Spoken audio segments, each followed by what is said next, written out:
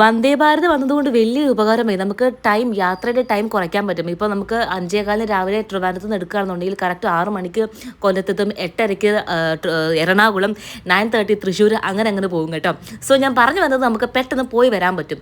തിരിച്ചിൽ വീട്ടിൽ വന്നപ്പോഴത്തേക്കും ഓരോരുത്തരുടെ സ്നേഹപ്രകടനമാണ് നിങ്ങൾ ഈ കണ്ടുകൊണ്ടിരിക്കുന്നത് ഗൈസ്. ഈ മുട്ടായി എവിടെ കൊണ്ടുപോവാ? മുട്ടായി എവിടെ കൊണ്ടുപോവാന്ന്?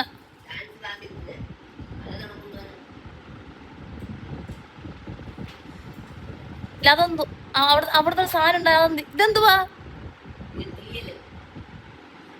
എവിടാ സത്യത്തിൽ പോന്നേ?